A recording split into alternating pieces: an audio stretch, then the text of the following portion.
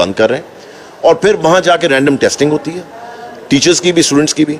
जब तक हम कंप्लीटली सेटिस्फाइड नहीं होते कि जी हाँ जी यहाँ पे अब हमें खोल देना चाहिए, इट्स अ सेफ प्लेस, क्योंकि बच्चों की ज़िंदगियाँ और टीचर्स की ज़िंदगियाँ सबसे ज़रूरी है। पढ़ाई उतनी ज़रूरी नहीं जितनी उनकी ज़िंदगी ज़रूरी है हमें। सो फिर हम उसको दोबारा खोलने की जरूरत। SOPs के साथ चल रहे हैं, जहाँ नहीं चल रहे वहाँ जाके मैंने भी स्कूलों को बंद किया है और बाकी जगहों पे भी हमने किए हैं, उनको वार्निंग्स दी हैं पहले। सो मैं आपको ये बता दूं कि SOPs के साथ चलेगा सारा सिस्टम जब तक भी हमें पता नहीं लगता कि वैक्सीन का क्या बनता है या किस तरफ जा रही है ये कोविड-19। तब तक आप देखना कि इंशाअल्लाह ताला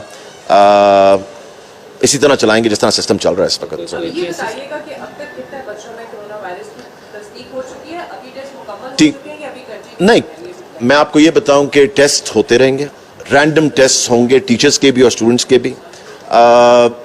आई थिंक 1 लाख के करीब के टेस्ट हो चुके हैं, उसमें से टीचर्स और स्टूडेंट्स मिला के आई थिंक क्लोज टू 200 निकले हैं। अभी भी मैं आपको ये बताऊं कि आप ये देखें कि जो टॉप 3 जगह जा रही हैं वो वही जा रही हैं जो मैंने आपको पिछली दफ़ा भी बताई थी।